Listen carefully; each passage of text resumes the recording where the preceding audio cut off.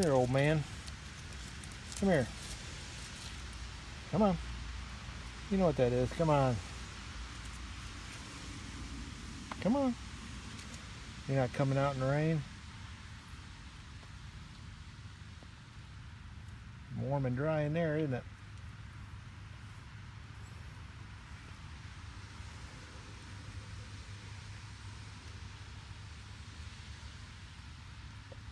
Come on.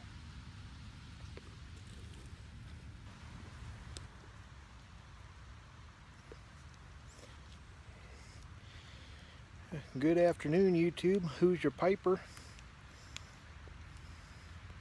AKA Mark. Sunday afternoon, Northeast Indiana.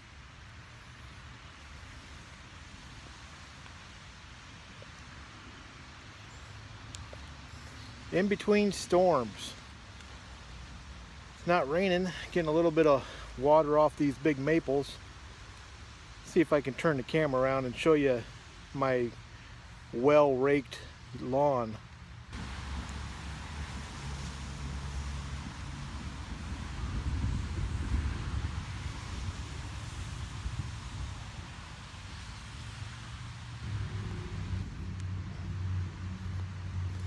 I don't know if you could hear that. Storms have moved off to the east. Had some pretty torrential rains, tornado watches, and some tornado warnings. Tornado warnings to the south of us. Our county is in a flash flood warning.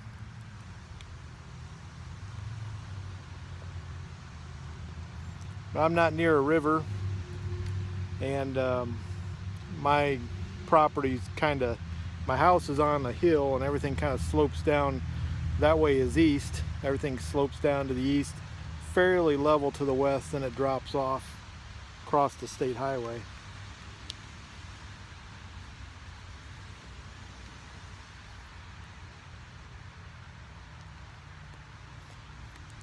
I'm sitting out here next to Barang.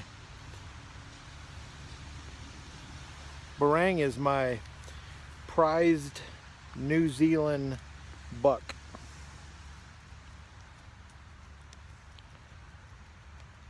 I don't give much for rabbits, but for him I paid $75.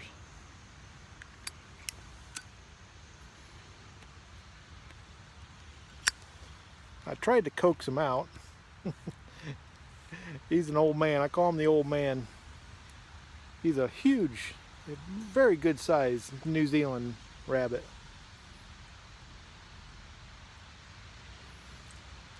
And his face just kind of has taken on an old man look. He's a couple years old.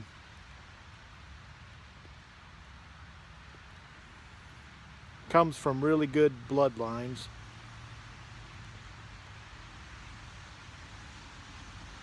And has always produced, for me, really nice litters. But I think in my last video about the shadow people, I think it was Funky Monkey 2 or Funky Monkey 22, left a comment and wanted to see more of my rabbits. And I just got to tell you that when the weather's like this, they don't come out of their little hutches I got. They just prefer to stay bedded down in that. I got some alfalfa hay in there, and he's enjoying that nice, dry, warm place to sleep.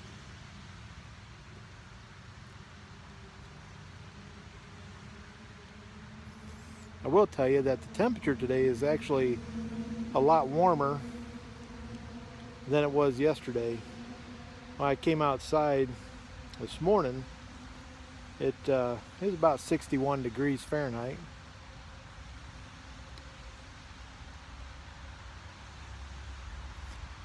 I wish I had the discipline to figure out what that is in Celsius. When we lived in Cambodia, everything was in Celsius, and I never could figure it out. And you know, the United States, I think, is about the only country in the world that doesn't run on the metric system, and I sure wish we did, because it'd be a lot simpler.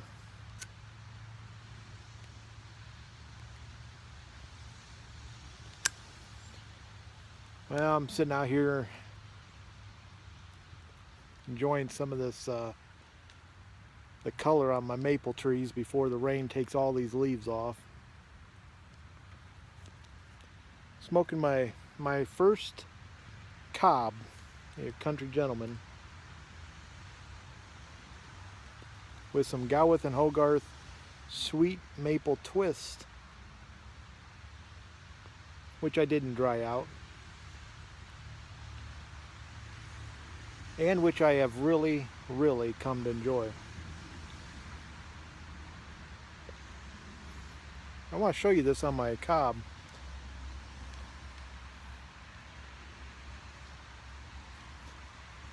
A cob, it's got an imperfection on it, and it's growing.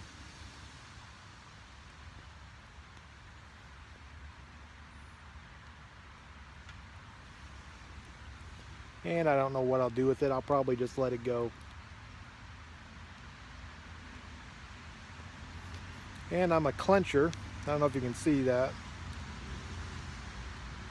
That indentation is right where one of my teeth grabs the pipe.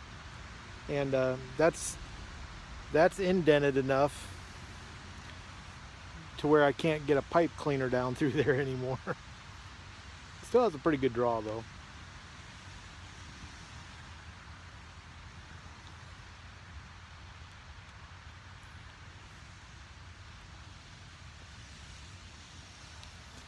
I'm filming on my phone. I just looked over and caught another thunderstorm warning. They said we were supposed to get thunderstorms all day today.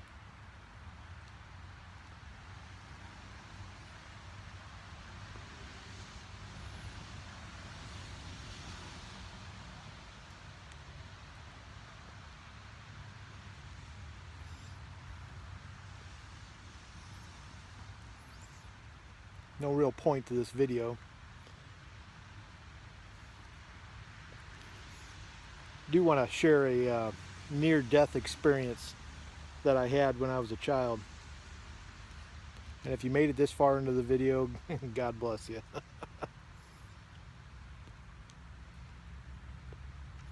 To understand, you'll have to hear a little bit of the backstory.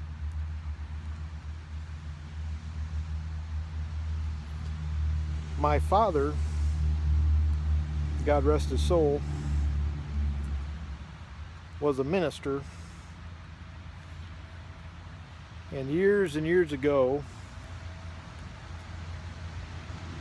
in the States, it became very fashionable for churches that were growing large to start schools, private schools.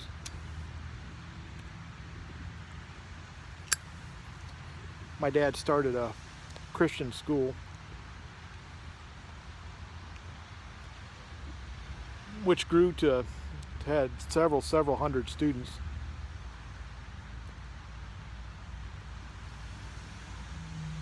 My mom was an educator.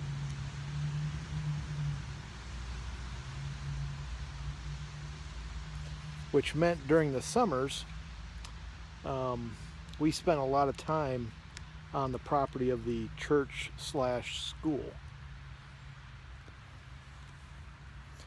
And the secretary of the school, I believe she was a secretary, she had a son that was a year older than me,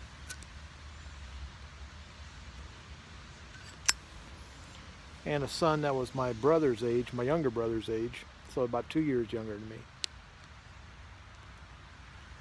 One day during the summer, we were playing outside, and it was in a rural part of northwest Indiana.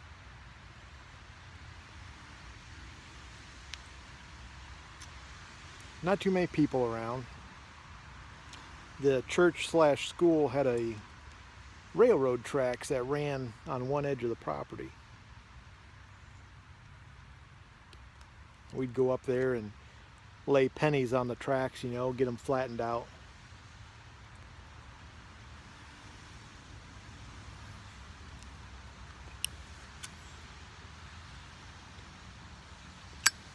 Climb up on the trains when they were stopped on the tracks, doing everything that you should not do as a 10-year-old. I was probably about 10.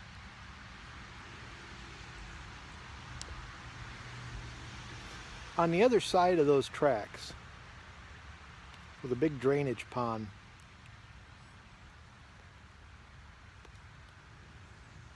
It probably was, looking back on it with the eyes of an adult, it probably was a swampy, murky body of water. Probably wasn't very nice at all.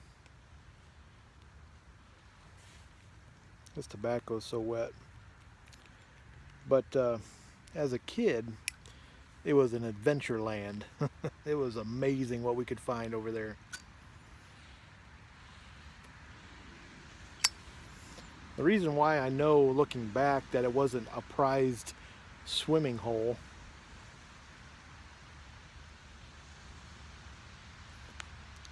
will become evident to you as the story goes on.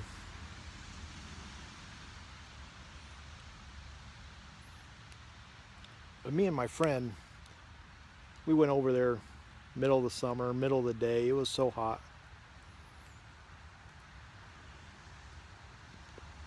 And we decided to go swimming.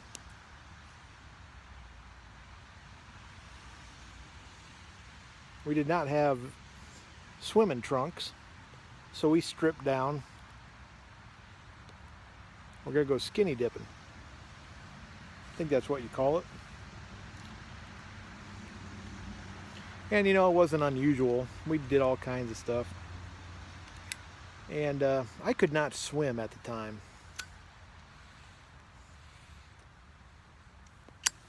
I could dog paddle, you know, the whole, I could float on my back, and I could do the dead man's float, but I could not swim.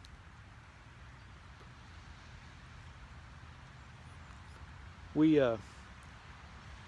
playing in that nasty old water. My friend, who grew up on a farm, and his dad was a gunsmith, was like a mountain man, and big burly guy. This guy could swim pretty good, this friend of mine. And as it is with young kids, imagination's got the best of us.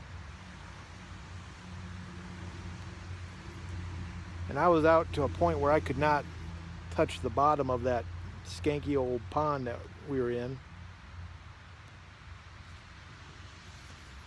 And we both heard something hit the water. We immediately convinced ourselves that it was an anaconda or a crocodile, something like that. Now mind you, we're in northwest Indiana, which has neither of those.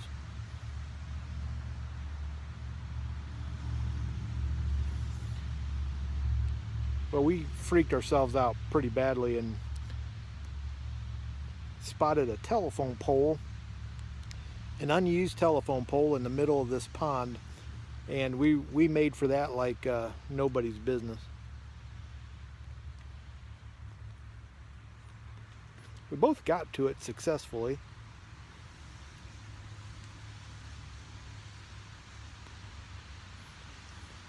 But we could see ripples in the water. Probably ripples that we created, but who knows. And I knew right away I was going to be the first one on that telephone pole no matter what.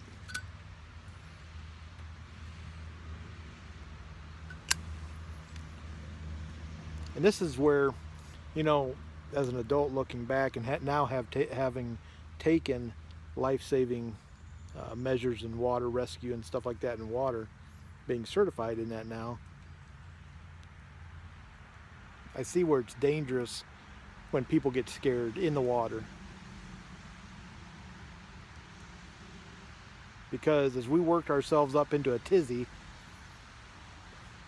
I began to climb over my friend to get to the telephone pole. He shoved me off and I went under the water. Got tangled up.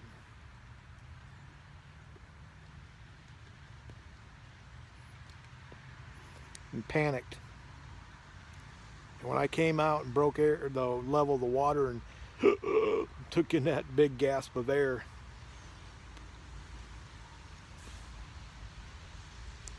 I put one arm on his shoulder, and to my shame, the other hand went onto his head, and I climbed over him and got to where I was standing on his shoulders. His head was beneath the water. It's not funny.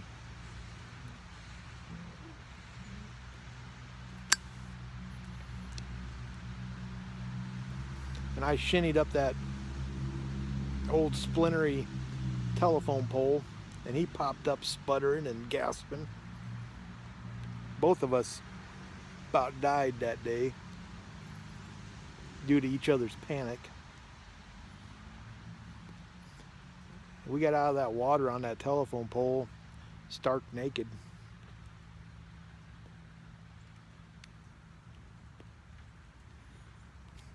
And stayed there hugging that pole till we convinced ourselves that it was safe to get out and head back towards the school.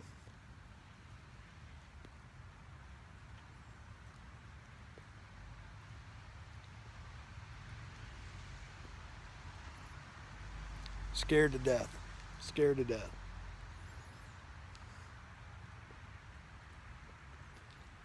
That was a near-death experience for both of us.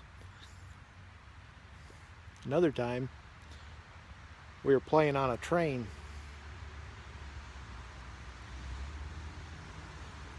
Train was on the tracks. It was stopped. We're out there. We're climbing on these cars.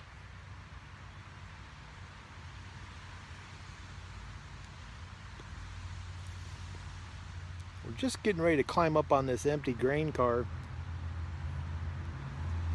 It's all empty. Had the sloped sides on it, you know, that went down because it emptied out with gravity feed, you know. All of a sudden we heard a real faint in the distance. Dum, dum, dum, dum. Get louder and louder. And it dawned on us that that train was being put into motion. And we just got on the ladder to slide down when the cars hit, you know, that jolt of them getting started finally hit where we were at. About knocked us off.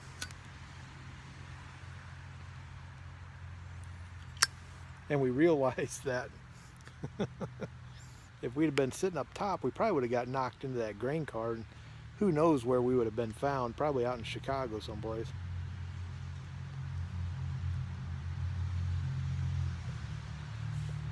It's kind of a miracle surviving childhood, you know.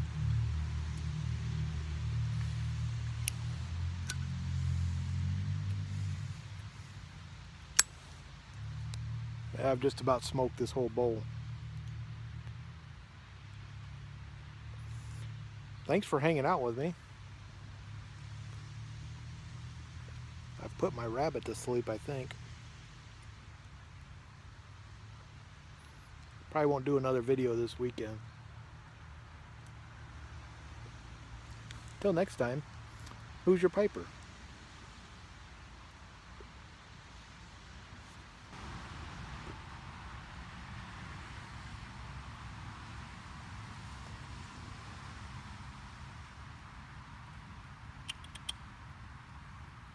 Come here, Barang. You awake?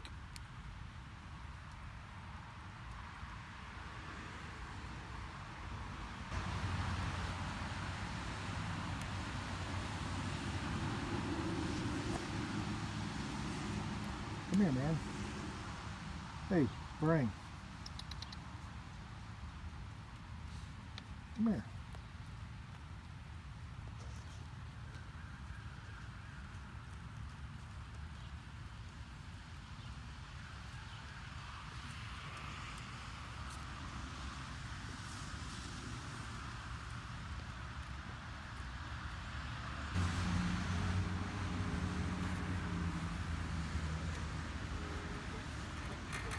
Here.